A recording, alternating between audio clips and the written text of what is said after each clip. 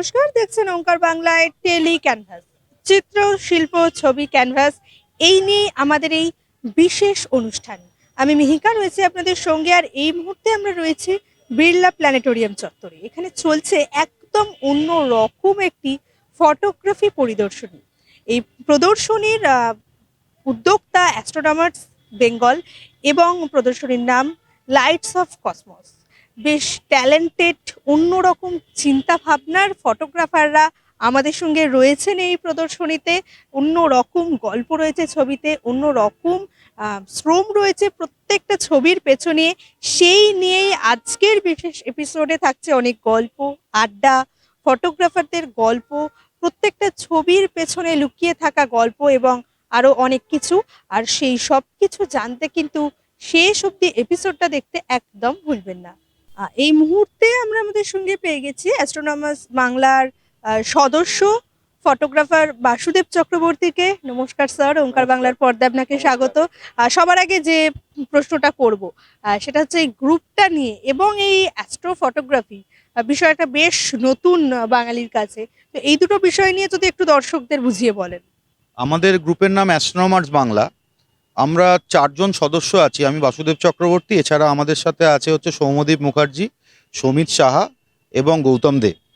আমরা 4জনেই during pandemic আমাদের এই অ্যাস্ট্রোফটোগ্রাফি জার্নিটা শুরু করি, এবং তারপরেই আমরা ফেসবুক বা সোশ্যাল মিডিয়া গ্রুপের মাধ্যমে নিজেদের মধ্যে যোগাযোগ করি এবং এই গ্রুপটার ফর্ম করি।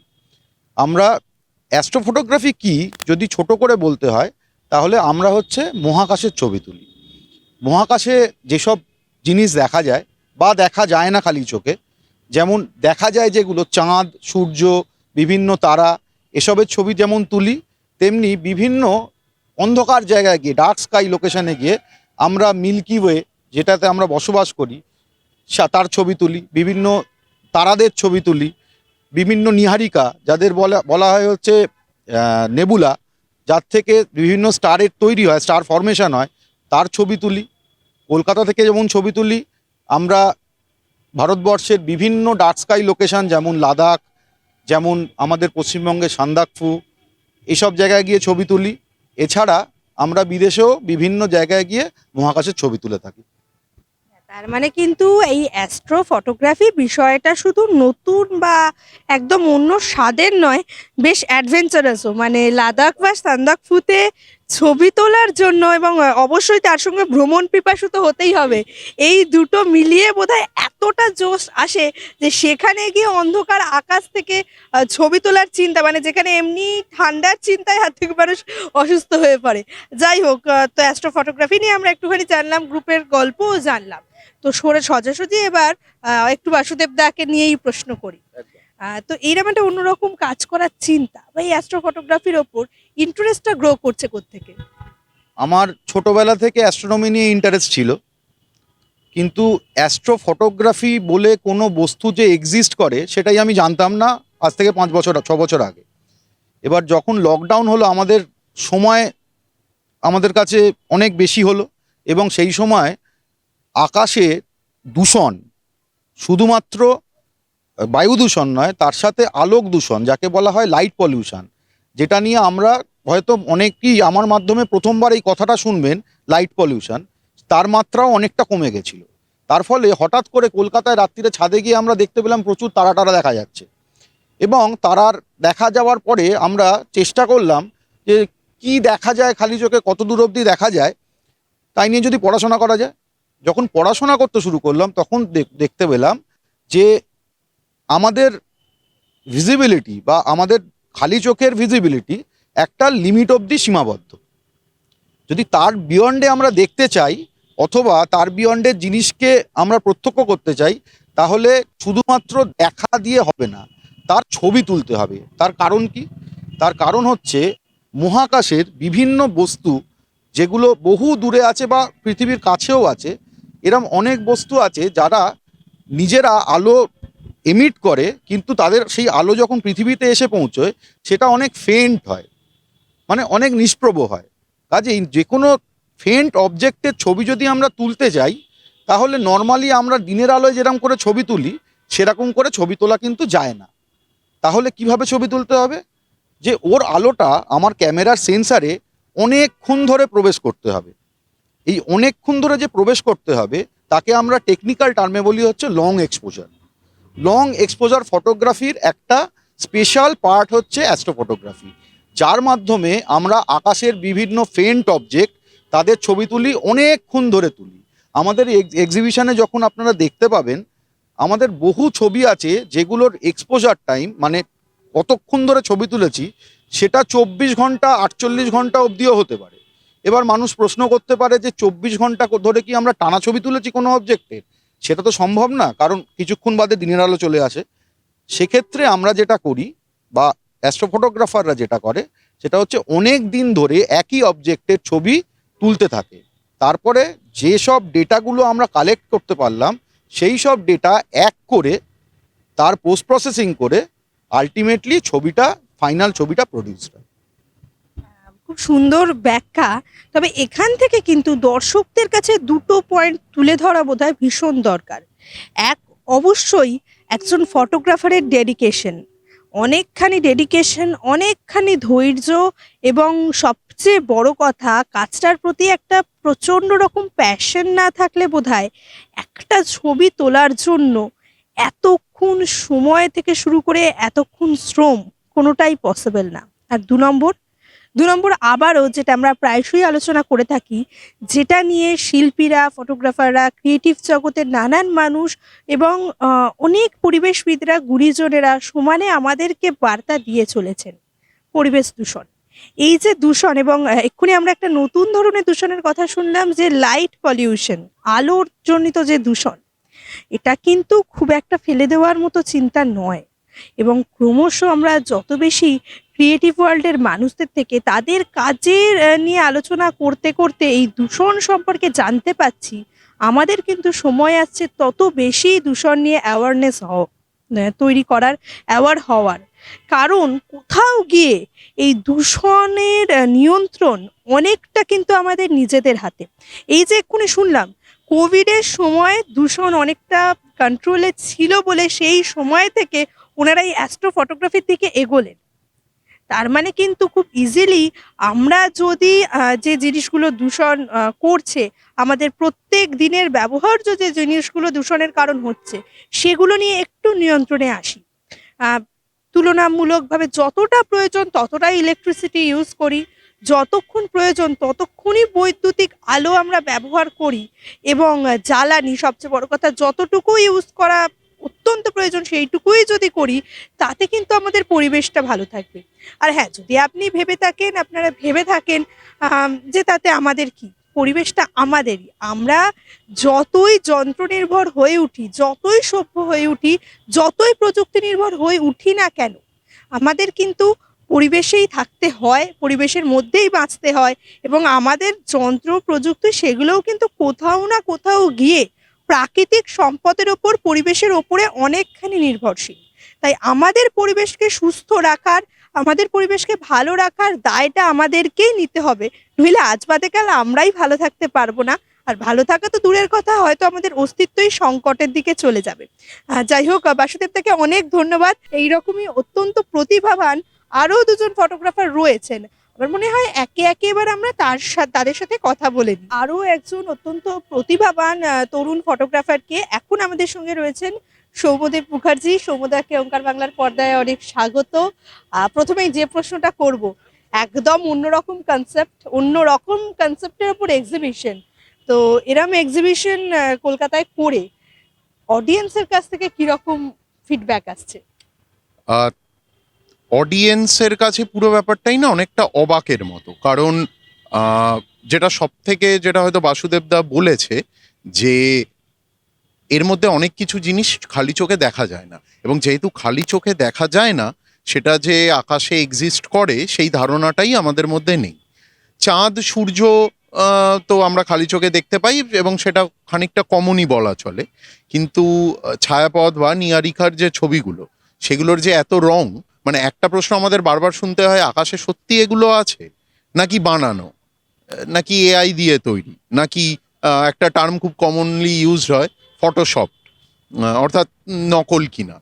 তো এই জিনিসটা মানে যদি আমরা ইগনোর করি যে কতটা নকলত্বে ভরা জিনিসটা, সেটা বাদ দিয়ে বলতে গেলে কিন্তু লোকে অবাক বেশি হন যে সত্যি এক্সিস্ট করে জিনিসটা। এবং এইটার মাধ্যমেই কিন্তু আমাদের যে প্রচেষ্টাটা, অর্থাৎ অ্যাস্ট্রোনমি নিয়ে খানিকটা ছড়ানো চারিদিকে সাধারণ মানুষের মধ্যে, সেটা কিন্তু এক্স্যাক্টলি এই জিনিসটার মাধ্যমেই বিস্তারটা ঘটছে। এইখানে কলকাতার মধ্যে এরকম অ্যাস্ট্রো ফটোগ্রাফির এক্সিবিশন করে মানুষজনদের থেকে বেশ একটা ইন্টারাকশন হয়ে এবং সবচেয়ে বড় কথা আরো ট্যালেন্টেড ফটোগ্রাফারদের সঙ্গে কাজ করে আপনার পার্সোনাল এক্সপিরিয়েন্সটা কেমন? অসাধারণ। মানে আমি হয়তো আজ থেকে 6 বছর আগে নিজেই সত্যি এই ছবিগুলো দেখলে আমার মনেও একই প্রশ্ন আসতো যে আকাশে সত্যিই এক্সিস্ট করে কিনা। তো ওই করোনার সময় থেকে আমরা 4 জন একসাথে শুরু করি এবং শেখাটা সেই যে শুরু এখনো চলছে, এবং শেখার সাথে সাথে খানিকটা শিখেছি, আরও খানিকটা শেখা বাকি, এবং তার সাথে আমরা লোকেদেরও শেখানোর চেষ্টা করছি। এই যে বিভিন্ন জায়গায় ঘুরতে যাওয়া, আমি ঘুরতে খুব ভালোবাসি, স্পেশালি পাহাড়ে। তো অ্যাস্ট্রো ফটোগ্রাফি করতে গিয়ে প্রচুরবার পাহাড়ে ছুটে যেতে হয়। তো এই একসাথে আর কি দুটো মনই শান্ত হয়ে যায়, যে মনটা ঘুরতে ভালোবাসে এবং যে মনটা ছবি তুলতে ভালোবাসে। এবং অ্যাস্ট্রো ফটোগ্রাফি করতে গিয়ে যে এক্সপিরিয়েন্সটা আমার মনে হয়, ছবি তোলা তো ছবি তোলার জায়গায় আছে, কিন্তু ওই ছবি তুলতে গিয়ে অন্ধকার জায়গায় রাতের আকাশের দিকে, মানে মাটিতে শুয়ে রাতের আকাশে তাকানোর যে অভিজ্ঞতা, সেটা বোধ হয় মানে আমি মানে ভুলবো না কখনো। আমি জানি না কতদিন আমি আরও কন্টিনিউ করব, কিন্তু যতদিন কন্টিনিউ করব এই জিনিসটার জন্যই, এই জিনিসটার টানেই বোধহয় আমি বারবার ছুটে যাব। এই যে ছবিতে এটা সূর্য, সূর্যের গা দিয়ে আমরা যে ডট ডট ডট ডট কয়েকটা জিনিস দেখতে পাচ্ছি, সঠিক মুহূর্তে গিয়ে সূর্যটাকে ধরতে পারে। আমাদের মাদার নেচারকে দেখার দৃষ্টিটা পাল্টে দিল, ফটোগ্রাফি নিয়ে অনেকখানি কনসেপ্ট পাল্টে দিল, এরকম কোনো স্পেশাল মোমেন্ট যদি আমাদের সাথে শেয়ার করা যায়। স্পেশাল মোমেন্ট বলাটা সত্যি সত্যি খুব ডিফিকাল্ট হবে। তবে ওই মানে প্রত্যেকটা জায়গায় গিয়েই না যে একটা জিনিস বুঝেছি, যে আকাশ আসলে একটাই, এবং আমি যেখানেই যাই, সে ভারতবর্ষ হোক, ভারতবর্ষের বাইরে হোক, পশ্চিমবাংলা হোক, আকাশ দেখে যে রাস্তা চেনা, এই অভিজ্ঞতাটা বোধহয় ভীষণ একটা, মানে আগেকার দিনে হয়তো সেটাই হতো, উত্তর দক্ষিণ পূর্ব পশ্চিম আমরা এইভাবেই চিনতাম, কিন্তু এখন গুগল ম্যাপের জমানায় আমরা বোধহয় উপর দিকে তাকাতে ভুলে গেছি মোবাইলের দিকে তাকাতে গিয়ে। তো এরকম বহুবার হয়েছে যে আমরা কোনো একটা রিভার বেডের মধ্যে দিয়ে হাঁটছি এবং কোনো পয়েন্ট অফ রেফারেন্স নেই, যেহেতু রাত্রি অন্ধকার, কিছুই দেখা যাচ্ছে না। সেক্ষেত্রে ওই কোনো একটা তারাকে দেখে যে আমরা আমাদের বেস ক্যাম্প থেকে এই দিকে এসছি, এই তারার ডিরেকশনে, এবং ফিরতে গেলে আমাদের অন্য একটা তারার ডিরেকশনে ফিরে যেতে হবে, এইটা বোধহয়। এবং এই জিনিসটা না সব জায়গায় অ্যাপ্লিকেবল সমানভাবে। তো মাদার নেচার নিয়ে আপনি যেটা জিজ্ঞাসা করলেন, যে মাদার নেচারের এই যে অলরেডি আমাদেরকে একটা পয়েন্ট অফ রেফারেন্স দিয়ে দিচ্ছে, যে আমাদের সত্যি সত্যি গুগল ম্যাপ হয়তো দরকার শহরে চলার জন্য, কিন্তু পাহাড়ে চলার জন্য যেখানে গুগল ম্যাপও নেই, ইন্টারনেটও নেই, কিছুই নেই, এই আকাশ আছে আমাদের জন্য সব সময়। ফটোগ্রাফি নিয়ে এত কথা হলো, একটা বিষয় নিয়ে দর্শকরা খুব কৌতূহলী থাকেন, সেটা হচ্ছে ছবির পেছনের গল্প। তো আপনার এখানকার দু একটা বেশ এক্সক্লুসিভ ছবি নিয়ে যদি একটু গল্প শোনা যেত। হ্যাঁ, মানে এখানে মানে আমার আলাদা করে বলার দরকার নেই। ধরা যাক, যদি আমরা যে ছবির সামনে দাঁড়িয়ে এতক্ষণ কথা বলছিলাম, এই ছবিটা তোলা হচ্ছে খাড়িয়াদ্র বলে একটা জায়গা। এটা একটা নদী খাত, এবং সেই নদী খাতে শুধুমাত্র বর্ষাকালেই আর কি ভরা থাকে, বাকি সময়টা খুব সামান্য জল থাকে এবং নদী খাত দিয়ে হাঁটা যায়। তো এখানে দাঁড়িয়ে এই যে ছবিটা দেখা যাচ্ছে, এটা হচ্ছে, একে মানে টেকনিক্যালি আমরা স্টার ট্রেল বলি। অর্থাৎ আমরা আকাশের দিকে একই দিকে যদি অনেকক্ষণ ধরে ক্যামেরা তাক করে রাখি এবং পরপর ছবি তুলতে থাকি 2 ঘন্টা 3 ঘন্টা 4 ঘন্টা ধরে, এই যে তারা যে ঘুরছে, তারা কিন্তু ঘোরে না, আমরাই ঘুরছি, কিন্তু আমাদের ঘোরার আপেক্ষিকে যে তারার যে ঘূর্ণনটা, সেটা আমরা ক্যাপচার করতে পারি। এবং দূরে যদিও কিছু আরবানাইজেশন দেখা যাচ্ছে, কিন্তু এই জায়গাটা এখনো আনটাচড। এবং ছবিটা থেকে আমি জানি না, অনেকেই এই এক্সিবিশনে এসে জিজ্ঞাসা করেছেন যে ছবিটা দিনের বেলা তোলা কিনা। এই যে এতটা আলোকিত দেখা যাচ্ছে, দর্শকদের জানাই যে এটা কিন্তু চাঁদের আলো, এবং চাঁদ যে কতটা উজ্জ্বল হতে পারে সেটা আমরা শহরে বসে খুব একটা টের পাই না, সেটা এই রকম অন্ধকার জায়গায় গেলেই টের পাওয়া যায়। এই যে ছবিতে এটা সূর্য, এবং সূর্যের এই যে কালো তিনটে দাগ দেখা যাচ্ছে, এগুলো হচ্ছে আমরা ছোটবেলা বইতে পড়েছি সৌর কলঙ্ক। তো সৌর কলঙ্ক কিন্তু অনেক সময় খালি চোখেও দেখা যায় একটা ফিল্টার লাগিয়ে, সূর্যাস্তের সময় বা সূর্যোদয়ের সময়। এবং সূর্যের গা দিয়ে আমরা যে ডট ডট ডট ডট কয়েকটা জিনিস দেখতে পাচ্ছি, এটা আসলে কিন্তু হচ্ছে আইএসএস, অর্থাৎ ইন্টারন্যাশনাল স্পেস স্টেশন। আইএসএস আমাদের পৃথিবীর চারিদিকে ঘুরছে, দিনে 16 বার সে পৃথিবীকে পাক খাচ্ছে। তার মাঝে কখনো কখনো খুব রেয়ারলি কোনো একটা পার্টিকুলার পজিশন থেকে যদি তাকানো যায়, তাহলে সে সূর্য বা চাঁদের গায়ের উপর দিয়ে চলে যায়, এবং এই যাওয়াটা হয়তো 1 সেকেন্ডেরও কম সময় ধরে এই তার পুরো গতিপথটা সূর্যের উপর দিয়ে। তো সেই ছবিটা কলকাতা থেকে বাড়ির ছাদ থেকেই অনেক সময় ক্যাপচার করা যায়। আমি যেমন এটা বাড়ির ছাদ থেকেই তুলেছিলাম, কিন্তু এটা তোলার থেকেও বেশি কঠিন বোধহয় এটার প্ল্যানিং করাটা, যে বহু মাস ধরে এই জিনিসটাকে ডিসাইড করে রাখা যে কোথা থেকে দেখা যাবে, কবে, কখন, কোন সময়, এবং সেই সঠিক মুহূর্তে গিয়ে সূর্যটাকে ধরতে পারা। অসাধারণ বললেও কম বলা হবে, কারণ সত্যি আমাদের জন্য এটা শুধু নতুন কনসেপ্ট নয়, একদম অসম্ভব রকমের কনসেপ্ট। যেগুলো ভূগোল বইতে পড়ে এসেছি, যেগুলো জিওমেট্রিক্যাল ছবি দেখে এসেছি, সেগুলো যে চোখের সামনে একদম ফটোগ্রাফির প্লেটে জল করছে, এটা সত্যি বলে বোঝানো পসিবল না। তবে এতক্ষণ আমাদের সাথে এত সুন্দরভাবে আমাদের সামনে বিষয়গুলো নিয়ে তুলে ধরার জন্য, এত সুন্দরভাবে ছোট্ট করে গুছিয়ে ছবির ব্যাখ্যা করার জন্য সৌমদী মুখার্জিকে ওঙ্কার বাংলার তরফ থেকে ধন্যবাদ। আর সত্যি সাধুবাদ জানাই এরকম প্রচেষ্টাকে, যেখানে বিজ্ঞান ক্রমশ চেষ্টা করছে আমাদেরকে বিজ্ঞান মনস্ক করে তুলতে, আমাদেরকে পরিবেশ সচেতন করে তুলতে। সেখানে যখন একদল ক্রিয়েটিভ থিঙ্কার এভাবে এগিয়ে এসে আমাদেরকে মহাকাশ বিজ্ঞানের মতো একটা জটিল বিষয়ের কাছাকাছি পৌঁছে দেন এতটা সহজভাবে, সেটা সত্যি মানে তাকে সাধুবাদ জানালেও বোধহয় কম হবে। আমাদের সঙ্গে কিন্তু আজকে আরও একজন ফটোগ্রাফার রয়েছেন, চলুন এবার তার সাথে কথা বলি। আমাদের আজকের এপিসোড কিন্তু বেশ আড্ডা, তথ্য, নতুন নতুন তথ্য এবং বেশ অন্য রকম ছবি সব মিলিয়ে বেশ ভালো মতো জমে উঠেছে। কিন্তু এরকমভাবে আড্ডা জমে উঠলে জানি আড্ডা শেষ করতে ইচ্ছা হয় না, এপিসোড শেষ করতে ইচ্ছা হয় না, কিন্তু এপিসোডের সময় তো ধরা বাঁধা, তাই আমাদেরকে এপিসোডের শেষের দিকে এগোতেই হয়। আর এই এপিসোডের শেষ পর্যায়ে কিন্তু আমাদের সঙ্গে রয়েছেন একজন বেশ বরিষ্ঠ ফটোগ্রাফার। এখন আমাদের সঙ্গে রয়েছেন ফটোগ্রাফার সমিত সাহা। নমস্কার স্যার, ওঙ্কার বাংলার পর্দায় আপনাকে স্বাগত। আর সেই শুরুর গল্পটা যদি একটু শোনা যায়। ফটোগ্রাফি আমি করছি বটে, অ্যাস্ট্রো ফটোগ্রাফি এই কোভিডের সময় থেকে। তবে তার আগে আমার বাবাও ছবি তুলতেন। সে ছোটোর থেকে আমার ছবিতে আগ্রহ। বাবার নিজস্ব কোনো ক্যামেরা ছিল না, ব্ল্যাক অ্যান্ড হোয়াইট ফিল্ম ক্যামেরায় তুলতেন। তারপরে আমি ইয়াশিকার ফিল্ম ক্যামেরা দিয়ে শুরু করেছি। তারপরে মানে ছবি বহুদিনই তুলি, তবে মেন অ্যাস্ট্রো ফটোগ্রাফিটা আমার এই কোভিডের সময় থেকে, যখন পৃথিবীতে এত সমস্যা, আমরা তখন হরাইজনের ওপর দিকে তাকাতে শুরু করলাম আর কি। কারণ যেখানে তাকাচ্ছিলাম নিচের দিকে হতাশা আর বিষণ্ণতাই ছিল। যখন ওপর দিকে তাকাতে শুরু করলাম, ছোটবেলার যে অপূর্ণ ইচ্ছেগুলো পুরো হতে শুরু করলো।